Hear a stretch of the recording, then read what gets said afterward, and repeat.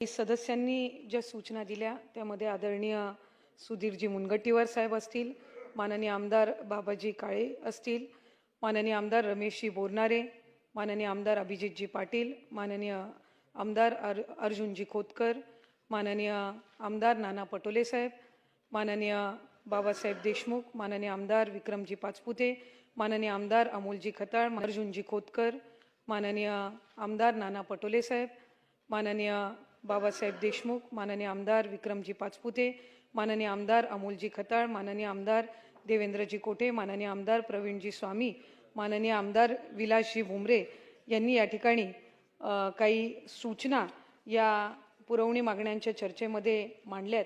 त्यामधल्या बहुतांशी सूचनांवर मी या ठिकाणी उत्तर देण्यासाठी त्याचबरोबर मागण्या मांडण्यासाठी उभी आहे। सन्माननीय सुधीर मुनगंटीवार साहेबांनी महिला बालविकास विभागाने चंद्रपूर जिल्ह्यामध्ये महिलांसाठी सखी निवास, वसतिगृह आणि संस्था मंजूर करावी या संदर्भामध्ये सूचना केली। चंद्रपूर जिल्ह्यामध्ये नोकरी करणाऱ्या महिलांसाठी 2 वसतिगृह, सखी निवास, एक चंद्रपूर शहरमध्ये आणि एक वरोरा येथे मंजूर आहेत। तसेच महिलांसाठी 2 वन स्टॉप सेंटर, एक GST भवन चंद्रपूर आणि एक पंचायत समिती चिमूर इथे कार्यरत आहेत। तरी सुद्धा यामध्ये आणखीन सुविधा उपलब्ध करून देण्याच्या दृष्टिकोनातून ज्या काही सूचना आदरणीय मुनगंटीवार साहेबांनी दिलेल्या आहेत त्या संदर्भामध्ये सुद्धा अधिकाधिक सुविधा तिथे उपलब्ध करून देण्याच्या दृष्टिकोनातून आणि तिथे आपण सूचित केल्याप्रमाणे गरज असल्यास आणखीन वन स्टॉप सेंटर किंवा सखी निवास च्या संदर्भामध्ये सन्माननीय आदरणीय मुनगंटीवार साहेबांच्या उपस्थितीमध्ये एक बैठक विभागाच्या वतीने आयोजित केली जाईल। सन्माननीय श्री बाबाजी काळे यांनी अंगणवाडी इमारतीच्या बांधकामाच्या संदर्भामध्ये आणि तिथल्या कंपाऊंड वॉलच्या संदर्भामध्ये त्या ठिकाणी आपल्या सूचना मांडल्या। खरं तर 3% जिल्हा नियोजनमध्ये 3% राखीव हा महिला व बालविकास विभागाचा त्या ठिकाणी असतो। त्याच्यामध्ये सुद्धा अंगणवाड्यांच्या इमारती सुचवता येत असतात। या व्यतिरिक्त सुद्धा जिल्हा नियोजनमध्ये स्वतंत्र लेखाशीर्षक हे अंगणवाड्यांच्या बांधकामासाठी आणि विशेष दुरुस्तीसाठी उपलब्ध आहे। त्यामध्ये संबंधित आमदार महोदयांनी त्यांच्या विधानसभा मतदारसंघातली जी समस्या या ठिकाणी मांडलेली आहे त्यातल्या ज्या सूचना आहेत ते सन्माननीय जिल्हाधिकारी महोदयांना देण्यात येतील आणि प्राधान्य देऊन त्यांच्या मतदारसंघातल्या अंगणवाडी इमारतींच्यासाठी निधी उपलब्ध करून दिला जाईल। त्याचबरोबर बचत गटांच्या संदर्भामध्ये त्यांनी जी काही सूचना केलेली आहे, खरं तर बचत गटांसाठी अस्मिता भवन यासाठी निधी उपलब्ध करून द्यावा अशी त्यांनी या ठिकाणी मागणी आणि सूचना केलेली आहे।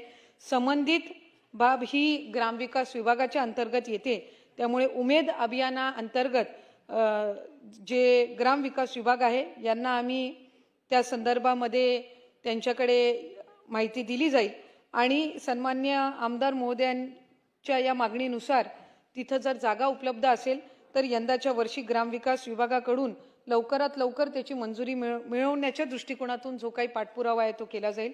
श्री रमेश बोरनारे साहेबांनी अंगणवाडीच्या इमारती संदर्भामध्ये या ठिकाणी 92 अंगणवाडी केंद्राच्या संदर्भामध्ये जी काही सूचना केलेली आहे त्या सूचनेनुसार तिथल्या जिल्हा परिषद छत्रपती संभाजीनगरचे मुख्य कार्यकारी अधिकारी यांना सर्वेक्षण करून त्या संदर्भातल्या उपाययोजना आणि त्याचबरोबर प्राधान्याने तिथल्या अंगणवाडींना जर इमारत नसेल तर ती उपलब्ध करून देण्याच्या दृष्टिकोनातून यंदाच्या जिल्हा नियोजनमध्ये तरतूद करण्यात यावी अशी सूचना सुद्धा विभागाच्या वतीने दिली जाईल।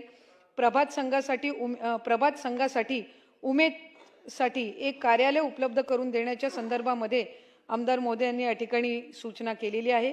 त्यामुळे ग्रामविकास विभागाच्या सोबत या संदर्भातला समन्वय साधून त्यांच्याकडून या संदर्भातली कारवाई केली जाईल। अभिजितजी पाटील यांनी बचत गट अस्मिता भवनचा पुन्हा एकदा विषय काढलेला आहे। ग्रामविकास विभागाला सदर त्यांच्या मागणीच्या संदर्भामध्ये आम्ही समन्वय साधू। पंढरपूर येथे वसतिगृह द्यावे अशी सुद्धा मागणी माननीय आमदार अभिजितजी पाटील यांनी केलेली आहे। आयुक्त महिला व बालविकास यांच्याकडून त्याच्यातला अहवाल मागवण्यात येईल।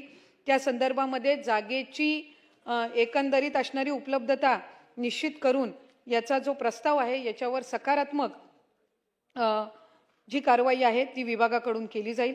अर्जुनजी खोतकर यांनी महानगरपालिकेच्या क्षेत्रामध्ये त्यांनी अंगणवाड्यांची मागणी केलेली आहे। खरं तर नवीन अंगणवाडीसाठी केंद्र मंजूर व्हावेत या संदर्भातला प्रस्ताव त्या ठिकाणी आम्ही सुद्धा केंद्र शासनाला पाठवलेला आहे, कारण नवीन केंद्रांची जी मंजुरी आहे ती केंद्र सरकारकडून येत असते. 3% राखीव किंवा लेखाशीर्ष या व्यतिरिक्त डोंगरी विकास अंतर्गत स्थानिक आमदार निधीतून आदिवासी उपाययोजनामधून सुद्धा नवीन अंगणवाड्या मंजूर करता येत असतात. त्यामुळे त्यातून सुद्धा नवीन अंगणवाड्यांसाठी अधिकाधिक निधी उपलब्ध करून दिला जाईल. त्यांनी त्यांच्या मतदारसंघातील अंगणवाड्यांना सोलारची सुविधा आणि स्मार्ट किट उपलब्ध करून द्यावेत या संदर्भामध्ये त्यांनी सूचना केलेली आहे. आणि त्यांच्या या क्षेत्रामध्ये यंदाच्या स्मार्ट अंगणवाडी उपाययोजना अंतर्गत आम्ही त्या ठिकाणी त्या अंगणवाड्यांना ते संच उपलब्ध करून देऊ. सन्माननीय नाना पटोले साहेबांनी कुपोषण असेल, बालमृत्यू असेल आणि बालविवाह या संदर्भामध्ये या ठिकाणी सूचना केल्या. खरं तर जर आपण 2019 पासून साधारणपणे याची टक्केवारी बघितली तर दरवर्षी याच्या कुपोषणाच्या प्रमाणामध्ये घट होत चाललेली आहे.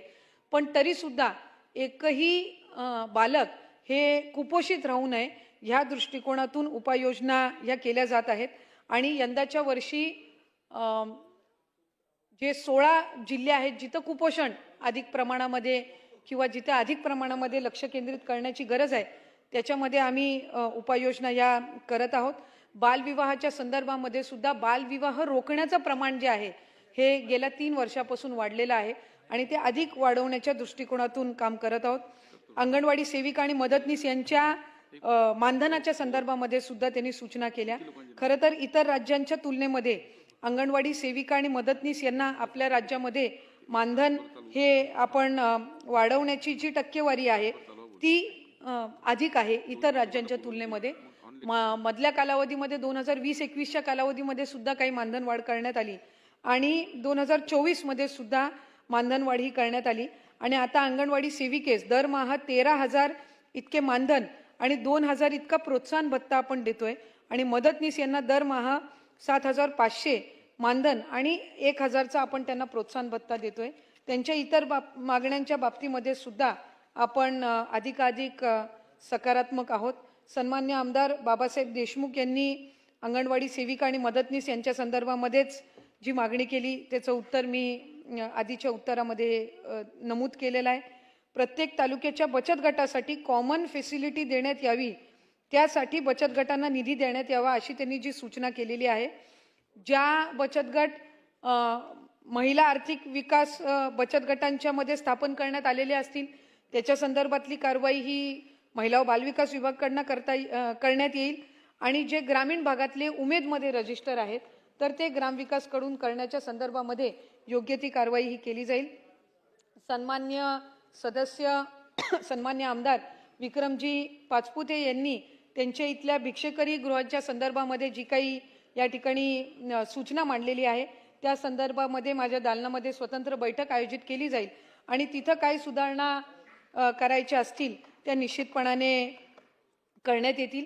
सन्मान्य आमदार देवेंद्रजी कोठे यांनी अंगणवाडी सेविकांच्या परिवेक्षतेतील पदाच्या पदोन्नती संदर्भामध्ये काही अडचणी ज्या मांडलेल्या आहेत त्याची सुद्धा नोंद घेऊन त्या आणखीन सुरळीत कशी करता येईल ती पदोन्नतीची प्रोसेस यासाठी सकारात्मक पावलं उचलली जातील. आणि नवीन अंगणवाड्यांसाठी शासनाने जे केंद्र शासनाकडे प्रस्ताव पाठवलेले आहेत त्यामध्ये त्यांच्याही विधानसभा क्षेत्रातील काही असतील त्याचा सुद्धा पाठपुरावा हा विभागाकडून केला जाईल. अमोलजी खताळ यांनी संगमनेरमध्ये झालेल्या ॲसिड हल्ल्याच्या संदर्भामध्ये या ठिकाणी प्रश्न मांडला. खरं तर गेल्या अधिवेशनाच्या कालावधीमध्ये ही घटना घडलेली होती आणि सदर जी पीडित मुलगी आहे तिच्या कुटुंबाकडे सुद्धा मी प्रत्यक्ष या ठिकाणी गेलेली होती आणि यांना विक्टिम कॉम्पेन्सेशन स्कीमनुसार पीडित मुलीला आर्थिक सहाय्य जे आहे ते सुद्धा केलेलं आहे. समुपदेशन सुद्धा सुरू केलेलं आहे आणि पोलीस विभागाकडून या संदर्भामधली जी कारवाई आहे ती सुद्धा करण्यात येत आहे. त्यामुळे इतर काही सदस्यांनी सुद्धा काही ज्या सूचना मांडलेल्या आहेत त्या संदर्भामध्ये योग्य ती कारवाई केली जाईल. अध्यक्ष महोदय, मी आपल्या अनुमतीने महाराष्ट्र विधिमंडळाच्या सन 26-27च्या द्वितीय पावसाळी अधिवेशनामध्ये महिला व बालविकास विभागासाठी बाब क्रमांक 316 मागणी क्रमांक 1 मधील एकूण खर्चाच्या रुपये 1,734 कोटी 92,73,000 फक्त तरतुदीच्या पुरवणी मागण्या मंजूर करण्याची विनंती आपल्या माध्यमातून सभागृहास करत आहे.